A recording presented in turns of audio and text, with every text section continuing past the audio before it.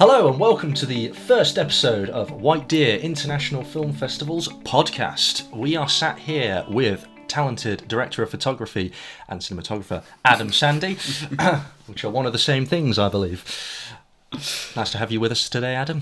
Nice to be here on the first of our, the three of our podcasts. Exactly. I'm sat alongside actor Mark Wisdom. Hello. Who will also be joining us for the interview of Mr. Sandy. Mr. Sandy. I wonder what we'll find out. Yes, quite. Yeah. So, how you doing, Adam? You alright? Good. Yeah.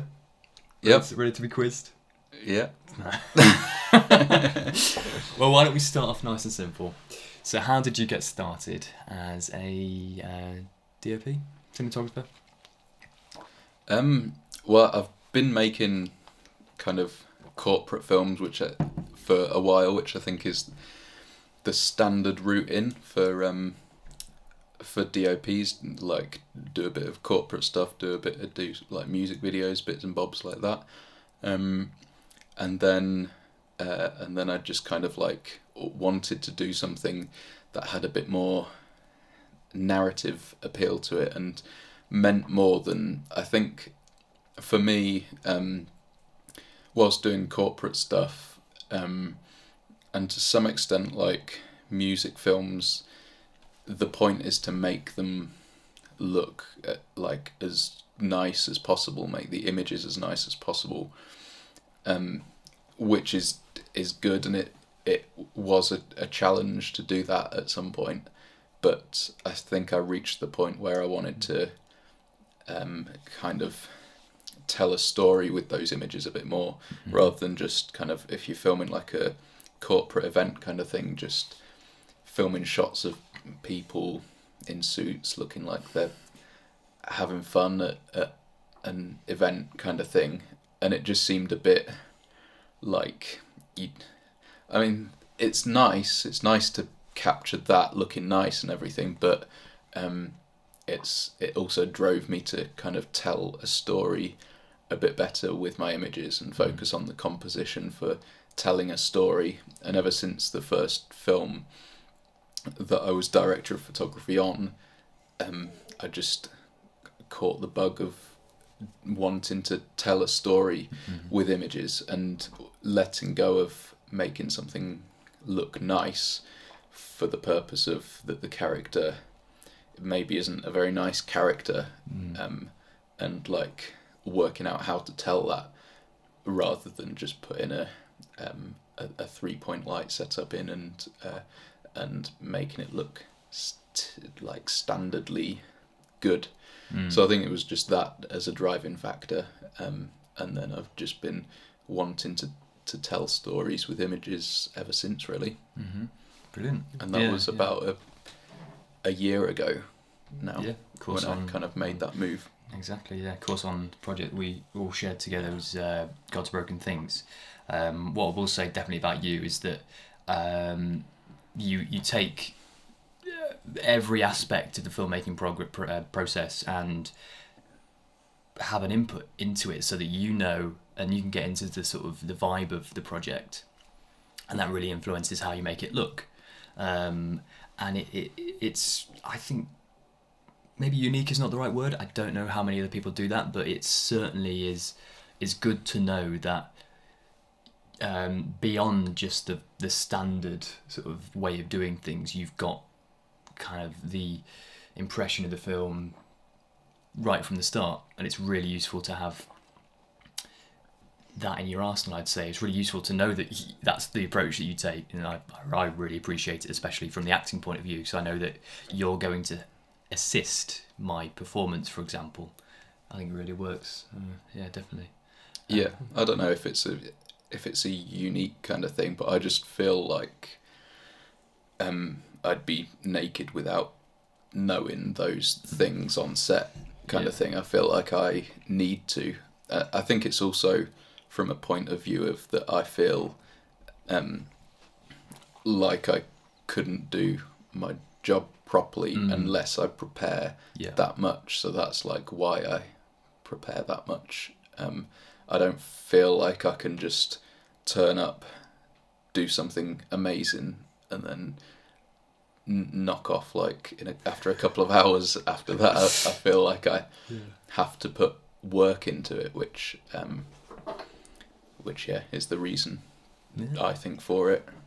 Yeah, well, it's a very good way of doing things as far as I'm concerned. So brilliant. So what would you say is your favourite part of being a cinematographer, or the process, or your career choice, really? I think it is just seeing a story come to life that otherwise would be like just text on a piece of paper, kind of come to fruition, and like knowing like every frame of what the film is, knowing it back to front, and like bringing that to life, kind of thing. I think it's such a big jump to take something for the whole like crew that's involved and cast and everything, to take something from paper to screen, and that's kind of like my favourite bit, how it goes, how I can be a part of that process, and seeing that in the end, that you just think this could be like nothing, kind of thing, and then you leave like with a card or a hard drive full of footage, and you just think this is still nothing. It still needs assembling into something, and it's just kind of crazy how you can spend a day filming something that no one else in the world has any understanding of what that could be, and it's our skills that are kind of like putting the puzzle pieces together to actually make something, and then how it turns out and becomes a something rather than a nothing, is kind of mind-boggling, that to me, that we can create a thing that never existed before. So yeah, I think that's my favourite part. Yeah, it's a lot of hard work to bring it all together, but when you see it finished, it's very nice. Yeah, and it's always very there, rewarding when you see it all together. Exactly. Really. Yeah, and that's why I think we're trying to do this, especially hit the nail on the head, because we know how much work it takes, and just to get people's experience of that is sort of exactly why we want to talk about it. So yeah, I think it's a great point to mention. Of course, as part of that experience, there are lots of difficulties that I'm sure you encounter as a director of photography. Do you sort of any spring to the foreground when you think about it? It's just so good that don't really have any issues. I mean, everything's just gone perfectly fine. I'm just trying to think of any particular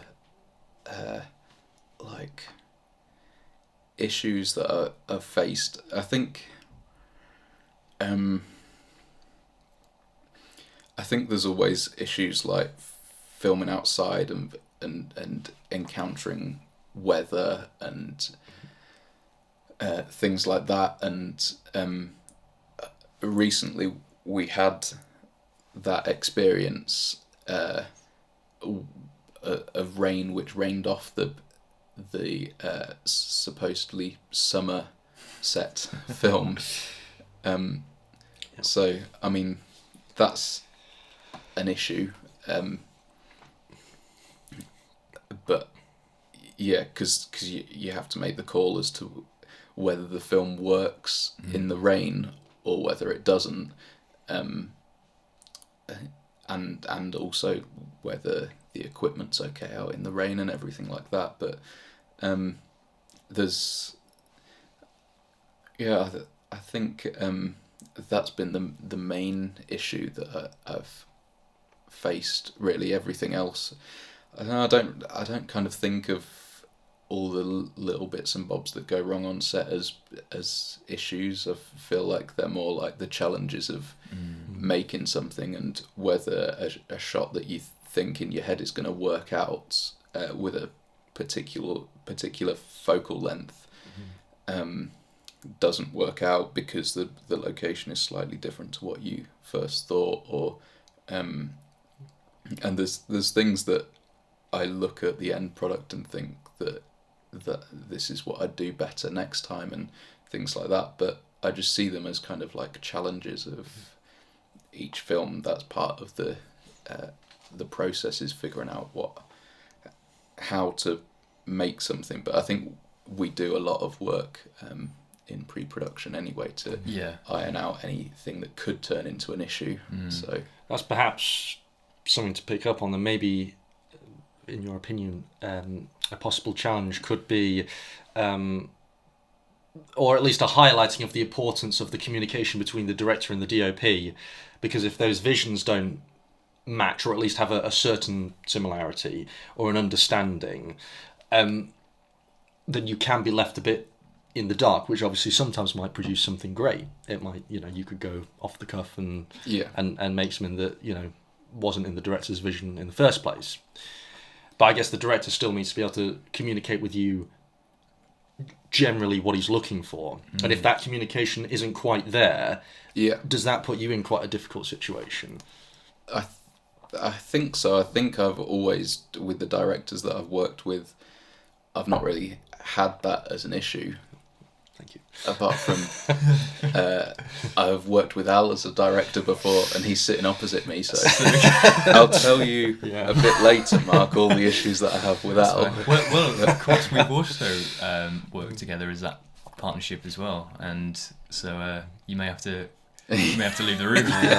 Stick to an empty room. That'll be a separate podcast. It'll be about 3 hours of all the issues. Exactly. But I do think I've been quite lucky with that, and I think it helps that we're sort of good friends as well, so we know how to communicate. But I think even like on the first project that we worked on together last year, where we didn't know each other as well. I didn't know you guys very well at all, and I think we kind of hit the ground running with it, and through some conversations beforehand. I think that's what I've always tried to have.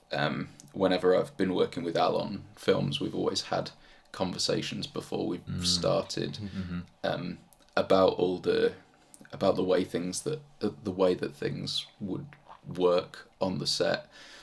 And I know on the like your last film that you wrote and directed, The Prison, we had because I felt like I could understand and empathise with the subject matter as well. I had opinions on how it might work, and those opinions coming from seeing the way that other writers and directors maybe have tackled the subject matter before. So there was quite a few conversations that we had that we had to kind of work towards what I maybe thought and what you thought as the vision for the film. And even if you agreed with what I thought, it might not fit in line with the vision for the film. And I see my job as working with the director to create a vision on the film, and that may not mean that I can create technically the best images at all times. Maybe that's a weird way of putting it, but like you sometimes have to sacrifice maybe what you think is the right thing from cinematography, in view of making the actual film right, because you're in charge of the whole like tone of the film. So that's always like when I come to you with an idea, or when I come to any director with an idea, it still has to match the tone of the film. It can't just be, and that's why you can't copy someone else's cinematography work on something, because you can't just like bring something in from like Blade Runner 2049 with the genius Roger Deakins, like that everyone thinks is amazing cinematography, me included, and put that into this, because it just it won't work with the tone of the film. So you have to like do something that works for the tone of the film, and maybe you can take ideas, but it has to be, I think it has to come from the script and the conversations that we have as a writer, like with the writer, director, and cinematographer beforehand, or else, you just end up with a disconnected thing. So, but I've not really experienced a real like fighting for opinion, because I think we just have conversations. But I think I'm also quite laid back anyway, so like I don't think I'd have like an argument or anything based on that. So there's definitely creative differences, and there's definitely different opinions which people have, but it's about how you sort of deal with them as a team, and how you collaborate to get the best result, because everyone wants the best result. And I think that's, there's definitely ways that you can go about doing that in a way that is best for the team. Yeah, and I think I've also been lucky working with directors that like appreciate the role. Maybe I'm not talking about Alice that appreciate like that they're bringing you in to do a certain role that they can't do as well, or that they want to concentrate on directing rather than doing kind of everything. So I think the directors that I've worked with have been quite good in understanding that they have brought me in for that knowledge that I have. So it's easier to like let go a bit if that's and take that advice. I think it's they brought me in to take my advice on something, and I'm also respectful that it's not my advice isn't going to be taken 100% of the time, but it's like that for the good of the project kind of thing. So then, just to sort of end that particular note, like what advice would you give to anyone that wanted to sort of try what you do, or is just starting out, thinking about it? What advice would you give them? Probably just make as much stuff as possible, and try and tell as many stories as possible, because you just have to learn through doing. You can't learn through sitting there and waiting for something to happen. You just need to actually do it and experiment with things and see how it works, and keep learning. I think that's the main thing. Just try and keep doing and learning, and hopefully you'll get better, but also be appreciative that you'll still be learning when you get to the age of like 50, 60, you'll still be learning. Like, I don't feel like I'm gonna get to the age of like even 30 and have everything figured out. I think that it's like you can't think that your goals are going to be met by a certain age. Like, I feel like it's a lifelong kind of choice rather than a quick thing that you'll get done and then be the best. So I think, just keep doing and realise that you're not gonna ever get to the stage where you're happy with, because you're probably, once you do you reach a goal, you're just gonna like want to do the next thing or want to try out something, and I think that's positive. I hope it's positive anyway, because if not, then I'll be there till 50 just trying to keep doing stuff. No, it's a really sort of, I think people that want to incorporate this as part of their life, that is their life, really want to immerse themselves in every part about it, I think they can appreciate all aspects of it, because there is so much you can learn and constantly keep learning, and the fact that you want to take it in forever is great. There's always going to be something new which excites you. Each project is different. Yeah. You've been working on a series of projects, but I believe one particular film you want to speak to us about. Now, I apologise for my pronunciation here. Serendipity de. Is that correct? Yeah, mainly because it's one of the ones that you don't know anything about, that I haven't worked on with you. I thought that might be more interesting, rather than us just saying, do you remember that? Yeah, Yep. I remember. Yeah, that was good. Yeah. Yes, we're very fresh. Should we move on now? Yeah. But so this was a project that I didn't work on with either of you, and it was a new relationship that I've made with another director. So we kind of had to learn how to work together quite quickly. It was like a 2-day shoot, and there's always like a period at the start where you don't necessarily, you're not working on like shorthand between the cast and the crew and everything. It's like very like get there and don't fully know each other that well kind of thing. So that was quite an interesting side, and especially as it was only a 2-day shoot, it was kind of, we had to get it done quite quickly. I felt like we got to know each other quite well by like halfway through the first day, though. Just for context, can you briefly describe what the film is about, or just oh, is that too much? Is it like a fiction film? Yeah, so I read it and I thought it was a really interesting story. It's essentially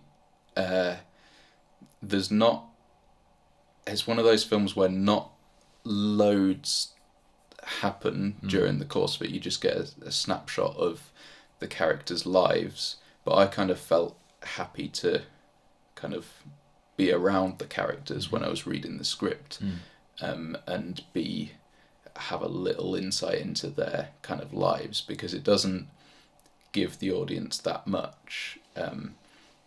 It's expected that the audience would take something from it and attach their own thoughts to it, I guess, as well. But it starts off with the male character out for a run, basically, and he then hears screams of help from this female character who and screams of help in French as well, which he doesn't speak. So he approaches and tries to find where this noise is coming from, and the story takes place after, in the short amount of time after he finds her and tries to help her, and tries to kind of understand why she's there, and all without both of them really being able to understand each other. Interesting, yeah. So I thought it was quite interesting, and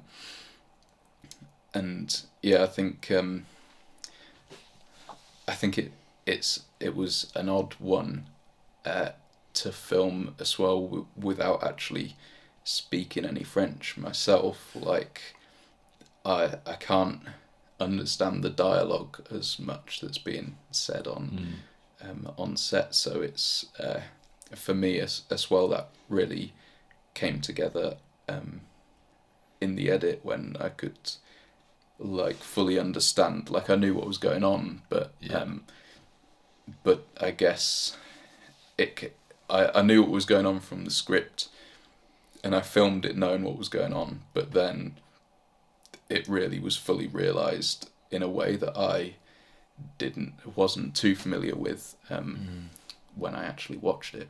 So that was kind of interesting. Would you say it was a difficult part of this particular project, or something which stood out for you as being one of the challenges of it?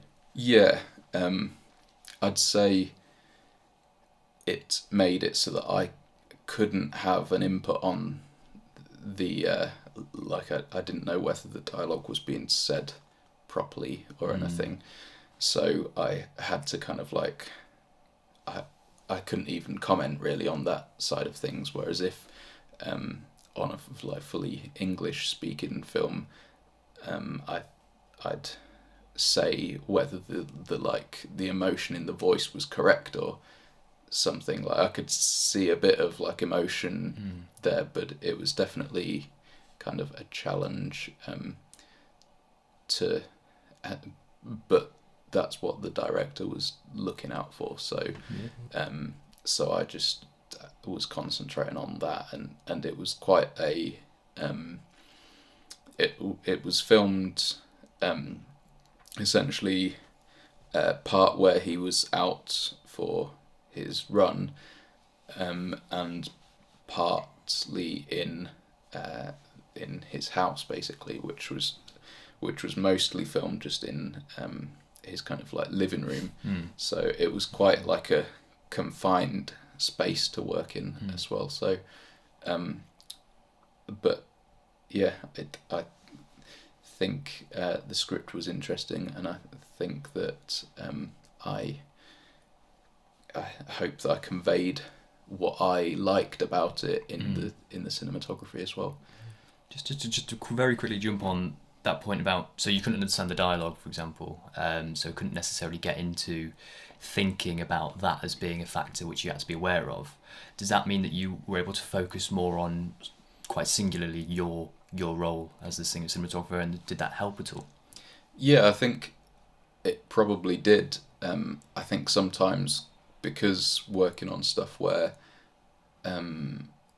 there's not a big crew, that if anyone sees like a phrase that's being said that could slightly be not as what was intended, then it's kind of everyone's job to pick up on it.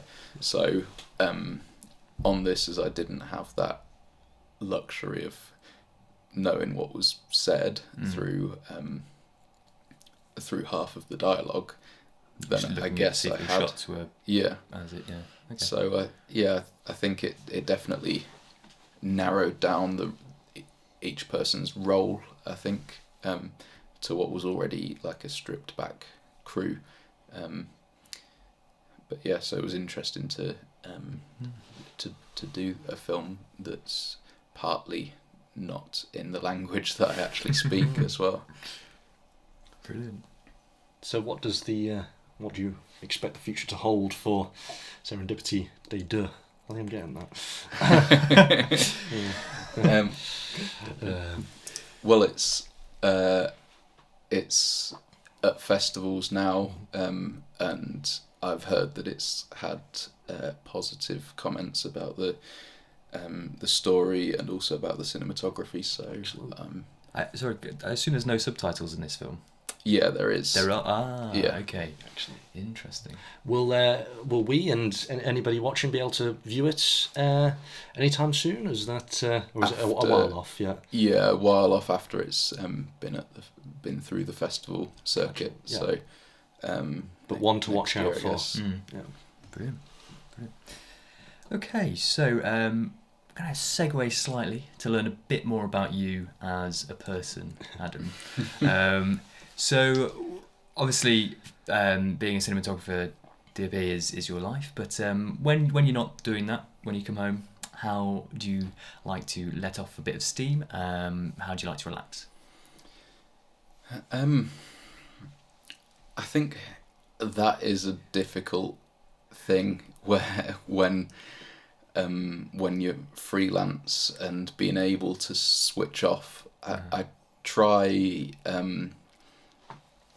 Because you struggle to as well like watch something and completely switch off. I think with you're always like analysing things, which is it's nice. And I was told when I started making films that I'll never be able to watch a film like without thinking like that. Yeah. I think sometimes I like to watch things that, in terms of like watching TV to let off steam and relax a bit.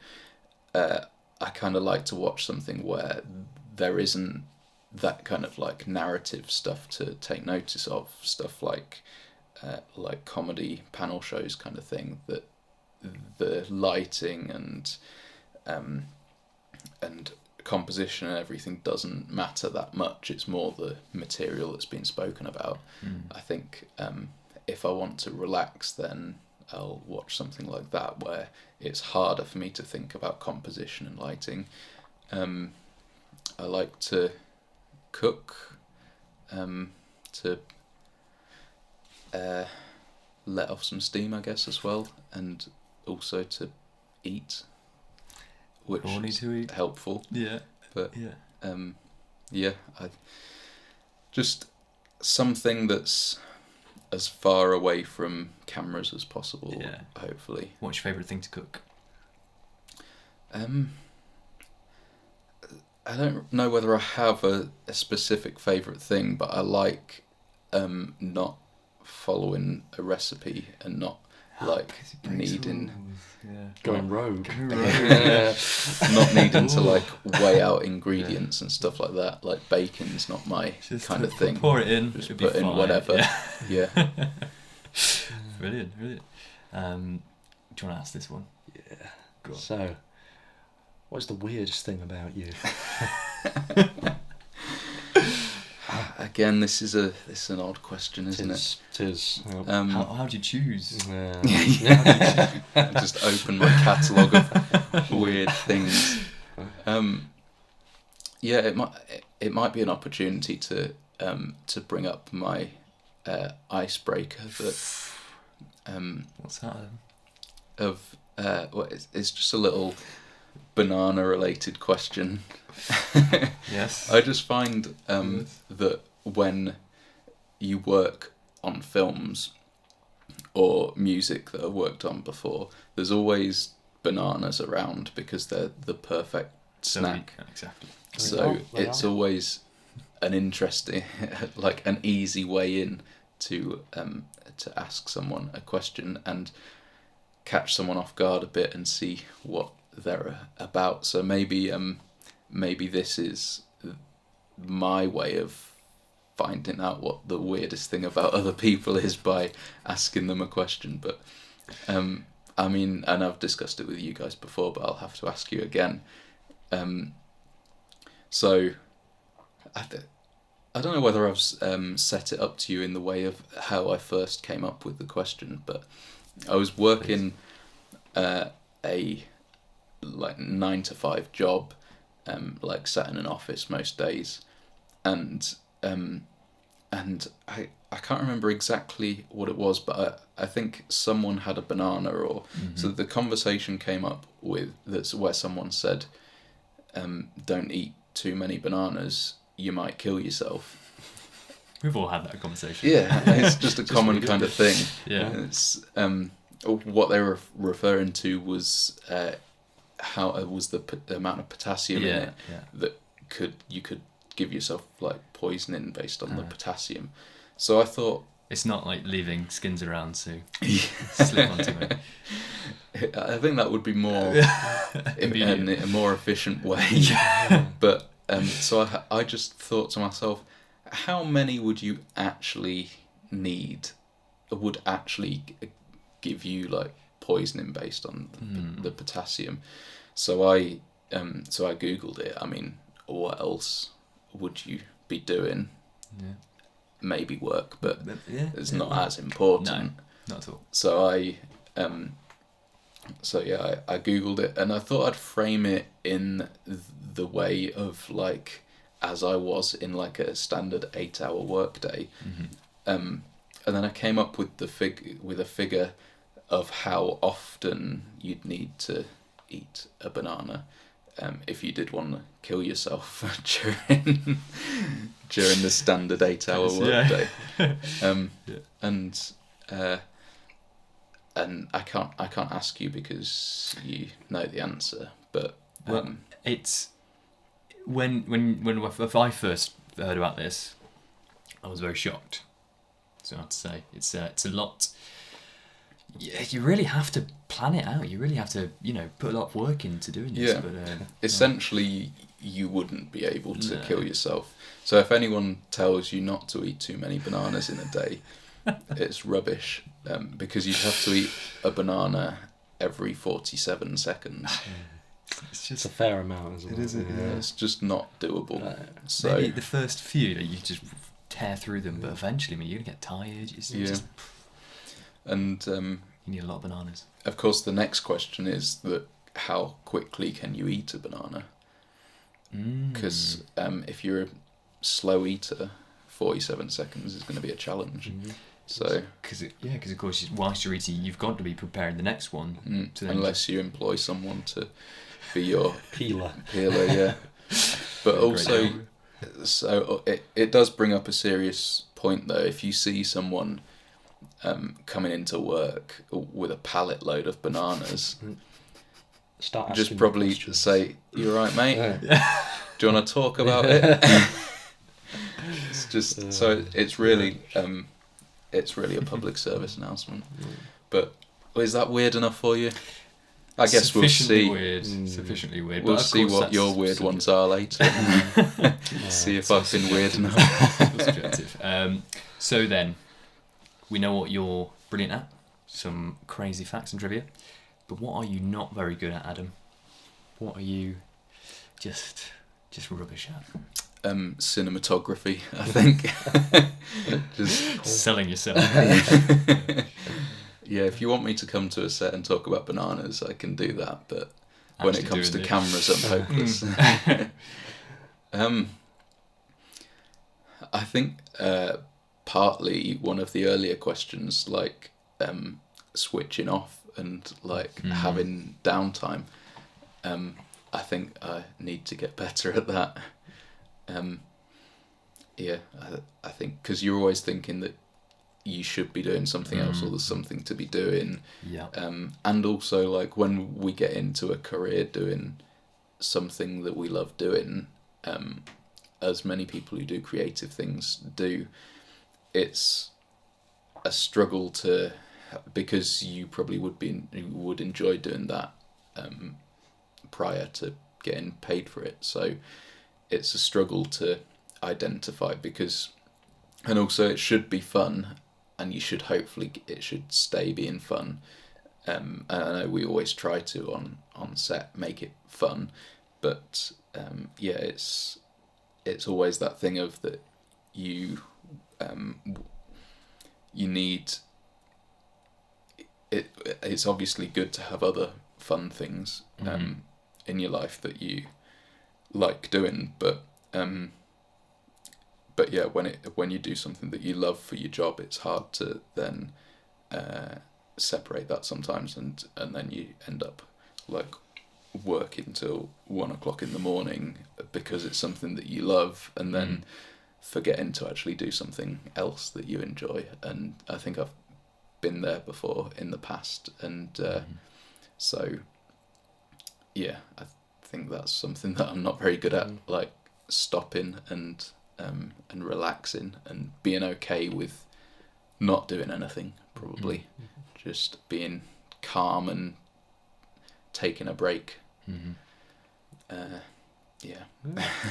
Commitment.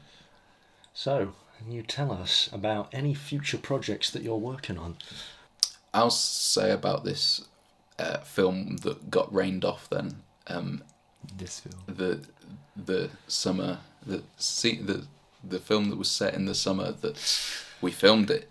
We tried to film it in the summer, and it didn't go that well. So, but I'm really excited about it as a film. What is this film? So it's called The Edge. So yeah, written by Mark with notes from Al as well. and it's kind of a sci-fi film, but it's I like how it's set. It's quite grounded, and it doesn't need to be like a visual effects driven film. It can be a sci-fi film. It's quite a personal sci-fi film, I think, and I like that genre anyway myself. So I'm interested to see how we can pull it off, and obviously we planned how we were going to pull it off already with a failed attempt, which I think will probably make it even better when we do create it, that we've had that attempt, and gives us time to step back, probably be working on other films in between it, and then come back and tackle it again with more experience behind us, and hopefully without rain. Or even just a little bit less rain. A little bit less might rain have been okay. would be ideal. Yeah, exactly. So sounds great, and it's great to have you on board and sort of helming the visuals for that, because it's just, I think you understand it really well, so it's really looking forward to finally getting that done. In terms of career then, what by this time next year, so you've maybe hopefully done The Edge, hopefully done a few of the projects, what do you really want to achieve overall by this time next year? I kind of struggle with setting like yearly or like 5-year goals, because I think that's kind of, it was expected of you when I was like working a kind of corporate job to have a 5-year plan, and I think that I always struggled with that, because essentially what I've summed it down to now is that I just want to be like having fun working on projects, and that is more important than saying that I'd like to like be working on a feature film or something like that, because if your kind of basic needs in life are covered with like bills being paid and everything, and you're working on good projects with good people, then that's pretty much where I want to be, whether it be like a arbitrary goal of like working on a feature or working on a bigger budget short or whatever. It can come in a number of different ways, as long as I'm working on something and constantly learning. I think that's my 1 year plan. So to continuously be surprised as well, that's always good.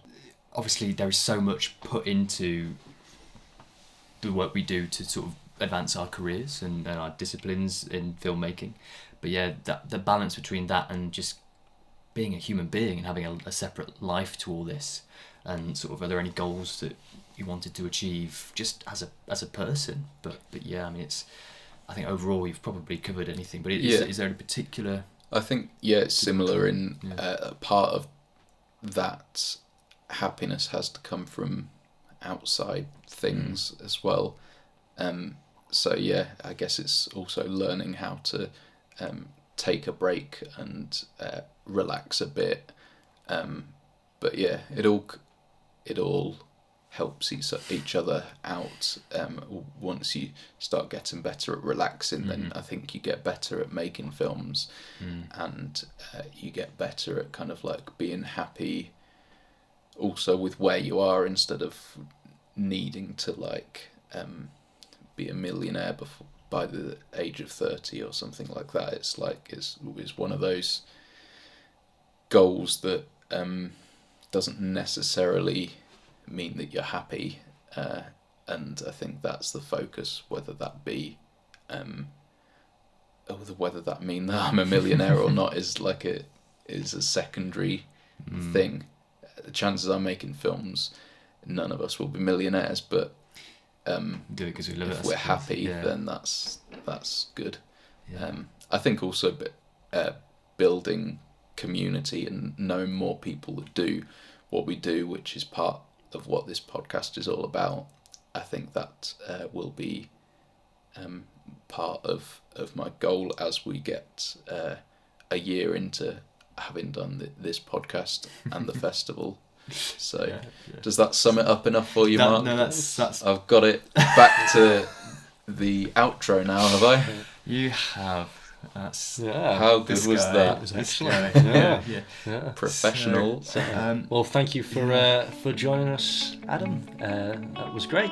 To all our viewers, if you enjoyed this and would like to see more content, please make sure you hit the subscribe button on the YouTube channel and follow us on Facebook, Twitter, and we are White Deer International Film Festival. Thank you for watching.